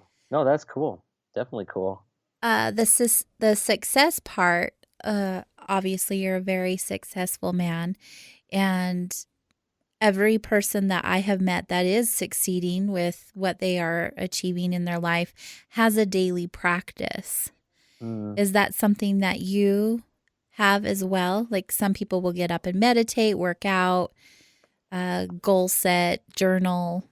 Yeah, all the above. In fact, the way that I kind of run my life, I actually when I wake up in the morning, the first thing that I do is I try to read, and I also am organizing what I thought of for my day. Like you hear this kind of cliche of organize your day the night before. Well, Mm-hmm. I do that. I do try to do that a lot. And so in the morning, I go through it and I strategically plan even more. But mostly what I'm looking for is either how can I eliminate or delegate things that are on my plate. Mm. So there's stuff that needs to be done, but doesn't mean I got to do it. So, I try and delegate it away. So after I'm done my reading, what I do is I actually work out, and I kind of digest what it was that I was thinking about. So I get my brain working before my body's working, is maybe a way to say it. Mm-hmm. And so, with that in mind, then what I'll do is, while I'm working, is I'll take notes on things that I need to do or want to do throughout the day. And then I'll also sometimes watch YouTube videos on subjects that I want to learn about or whatever while I'm working out. Like, I mean, if I can't hold a book, I want to keep learning, Mm-hmm. right? That's So, exactly how I work out. I is watch it? YouTube videos, Yeah, yeah. So listen to them. it's a great idea. It's a great idea. So, yeah, that's definitely something that I'm always trying to, continually learn and get information into my day. In fact, you probably heard it said that Warren Buffett spends the majority of his day reading. And I try to follow the same thing. I mean, if it's good enough for Warren, it's good enough for everybody else, right? He's doing So something right. he's doing something right. So I want to make sure that I'm doing that too. And once I'm done that, most of the time, I don't really have anything I need to do if I'm, in my city, because I'm only really doing most of my work when I'm traveling abroad. So in town, most of my stuff's delegated. So sometimes, like I do have an office, I'll go in and I'll visit the guys in the office that are working for me, and I'll see that everything's on track. But I've got an office manager. I don't need to be there that much. So I'm in the office. Maybe I'll go in when I'm in town, maybe once a week, but not always. And then, I like to do other things. For example, like, I take my grandkids to school. I get a chance to go to a lot of Christmas concerts and school activities and things like that. And then, um, I spend time with the people I want to spend time with during the day. And yeah, it's pretty straightforward and easy. Yeah, it sounds like you've set yourself up very well. Hope we try. Sounds more than a try. Definitely a commitment. Are you one to set long-term goals? I do, and I also set short-term goals too. I think my version of goal setting is a little bit different though than what you probably see. Like most, well, how do I say this kindly? When I was studying the top 400 achievers, I also read every success book I could get my hands on, and I ran into a lot of books on goal setting, and I Mhm. found, quite frankly, that none of the top achievers did that at all. They didn't like most of the stuff that we read about goal setting is complete garbage. um, Even this idea of this write it down, set a date, or this smart, Mhm. smart, measurable, achievable, all that. Top achievers don't do any of that at all. In fact, to kind of give a bit of a context, which is really kind of interesting, is I was in Salt Lake City doing a speech for a network marketing company a few years back, and I happened to be walking around between the sessions downtown, and I ran into an old antique bookstore. And as I was like looking at the books, there was a lady there, and I started chatting with her, like the lady that worked there, and I started chatting with her about sort of what I did, and she said, "Oh, I've got a book that you need to see, and maybe you can help me." I said, "Well, what's this about?" She went to the back and she got this book where the cover had been torn off and the back pages were missing. And she says, "I don't know anything about this book except that it came out based on the paper and the way it's printed and everything. We assume that it's probably about the mid 1800s." And so I was like, "Oh, really?" And so I started reading it, and I still to this day don't know who wrote it, but in it, it suggested that the goal setting formula that we currently use is based on the assembly line manufacturing formula. So, in other words, if you want to have X amount of units at the end, you need to do this, this, this, and this to get to the end. But there's really two problems with that, though. Is one is we're not human beings or human doings, we're human beings, Mhm. right? So we're not focused so much on always doing, we're being. And so I think that's a big reason why so many people fail on their New Year's resolutions or getting to the goals is there comes a time when they just stop being inspired by it, so they just don't do anything about it, right? Mhm. But the second reason that people fail, I think, is because if you look at the assembly line thing, an assembly line requires that we become an expert at so many little things, right? And if you read Malcolm Gladwell's book Outliers, he says that to become an expert at any given thing, you need 10,000 hours. And I think that that might be debatable what the time is. I personally think for a lot of things it's true, but we just don't have enough time to become an expert at everything on an assembly line, and that's not the way top achievers get to their goals. And so, most of the systems, like I said, for goal setting right now are just a waste of time. And the other thing too that's the truth is that too often, especially in a corporate setting or a job setting, people are assigned their goals. Mhm. Well, it's pretty hard to get excited about that, right? Like what I found also, and we talk about this in personal power mastery, when someone's values are very low, it requires high, high, high motivation to get them going. Mm. But if somebody has high, high value towards something, it requires low motivation. Think of it like a seesaw, right? When value is high, motivation can be low. When value is low, motivation needs to be high. And I think a lot of people just are not really dialed into their truest values when it comes to writing it down and setting a date. They don't really know what that means. And so that's why most people fail to get to their goals. Mm. Now, I'm not saying that it's worthless to write down goals. I mean, studies have also shown that your chances improve if you have that clarity and you know what you want. But the true top achievers actually do it even a little bit more differently. In fact, we call it the law of probability. And in personal power mastery, what the law of probability is if you think about, let's say you've got a football field in front of you that's 100 meters, right? And at one far end of the field, you've got a bullseye. And at the other end of the field, you're standing there and you have to throw a dart and put it in the center of that bullseye. Well, for most people, they'll never be able to throw that far distance. The chances they'll get a bullseye are zero, right? But if they take a step forward and get a little bit closer to the dart, and then to the bullseye with the dart, they take another step forward and even another, they start closing that distance, and so the chances of them getting a bullseye actually increase. So this is the way top achievers do it. They don't write it down, set a date, and make all these pie in the sky kind of ideas around it. They actually strategically look for ways that they can increase the probability that what they want to do will occur. Mm. And there's a few major areas that we do that with. The first one is the people that we meet. There are certain people that you meet that can increase the probability because they either can open the door, or you can leverage their knowledge or their authority or other things that they may know, their relationships and things like that, to be able to get you on track to getting to your goals. Mm. So every day I ask, who can I meet that will help me get to my goals? And I go out and meet them with a specific plan in mind. The next thing is the knowledge that we need to attain. So if you're looking to, let's just even throw this out as an example. Let's say you want to start accumulating real estate properties so that you can become wealthy through real estate. Well, that's going to require some knowledge. So what can you learn that will increase the probability that that will occur? And with each thing that you learn, your probability increases and grows. The third area that most people, can increase the probability through is what I call geography. So let's take an example. Let's say you wanted to be a movie actor. Where would your chances be better to be a big Hollywood star? In Los Angeles or in Butte, Montana? Right? I mean, let's Tough be realistic. question. Tough question, right? So obviously it's Los Angeles. So there's some places geographically that you can go that are going to increase the chances that you will be successful. Mm. And I find all the time that you got people who think that, sitting on their couch watching Dances with the Stars or whatever other show is going to be more productive than meeting someone face to face, right? And so you've really got to look at what it is that you want. And sometimes it means that you need to get out of your comfort zone. You need to go to a certain place. In fact, one of my mentors said it this way. He said, you'll never do $1 million deal at a $10 breakfast. So sometimes it means you level up the locations you're going. You go to places that step you far beyond your comfort zone, right? In fact, a lot of times people will ask me, where did I meet a lot of these top 400 achievers? Well, sometimes it meant that I had to put down $5,000 or $10,000 to get into a big charity dinner or some kind of a gala where I knew they were going to be, so I could talk with them. Well, for most people, that's too far outside of their comfort zone. But that's what got me, to be the number one passive income coach. Is I do things that other people are not willing to do.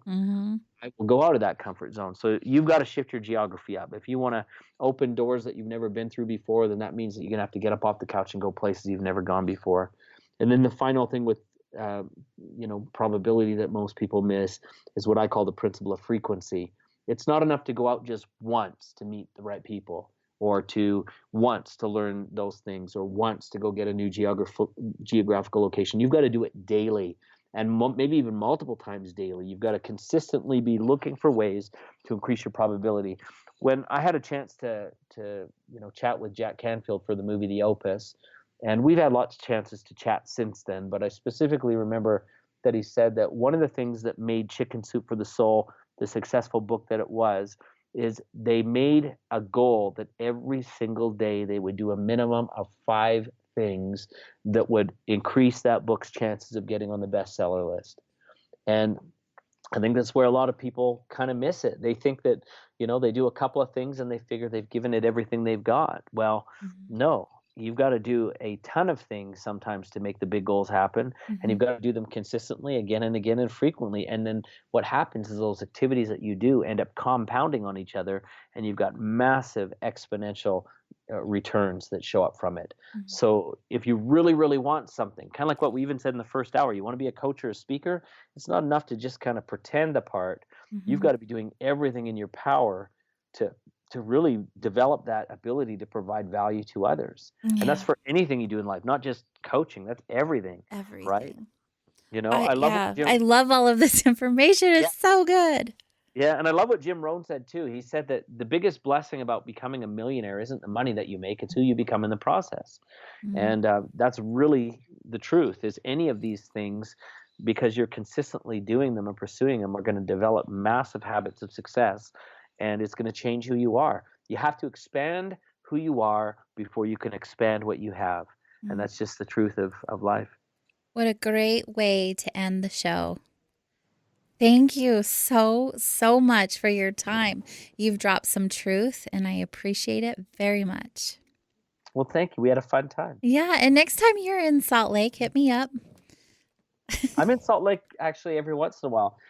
Like I said, we do a lot of talks for network marketing companies. So Wonderful. They've got a lot of them in Utah, and we love it. Well, that's where I'm at. I would love to meet you sometime. Let's do it. And what's your website so everyone can connect with you and see what you're up to? Sure. Well, no one can ever spell my last name. So let me give you the way to get to us. You can go to personalpowermastery.co. That's a great one, and that'll lead you to us.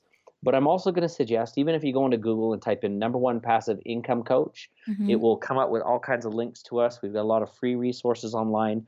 We do regularly a couple podcasts a week, and we also have YouTube videos that we do that share instruction, and it's all free. So just feel free to check that out. And here's the deal: is if you like our vibe, become our tribe. If you like what we do, come on out and see what else that we have that might serve you. But come and try the free stuff first, anyways, and get to know us. And yeah, Fantastic. It'd be cool.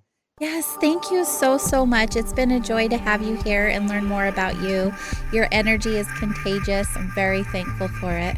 And yes, you brought up earlier when your next film comes out that you'd love to share with us. You're welcome back anytime. Oh, thanks. Well, we had fun, and any way I can support you guys too, happy to do it. Thank you. You guys have been listening to Soul Wanderings. What a great show, right? Next week on Soul Wanderings, we'll have the opportunity to wander with our newest guest, Monk Young Roo. He's been referred to as the new Alan Watts. He'll be sharing his journey story from being a Jewish boy in New York to becoming a Taoist monk. And he's also an author of A Cure for Gravity, The Truth About Chronic Pain, Tai Chi, The Perfect Exercise, and his newest work, Mad Monk Manifesto. So plan on joining us again next Wednesday at 8 p.m. Eastern for another fantastic and inspirational journey story. You guys are here with us on Soul Wanderings, KGRAradio.com, your official contact for the best in alternative talk radio. Thank you, Wanderers. For more information, make sure you check out soulwanderings.com and connect to all of the social media platforms there. I hope you guys had a great evening wandering with us and that you've learned so much as we shared space together and you feel comforted and supported. We are all divinely connected in love. Don't you forget it. Happy day, my friends.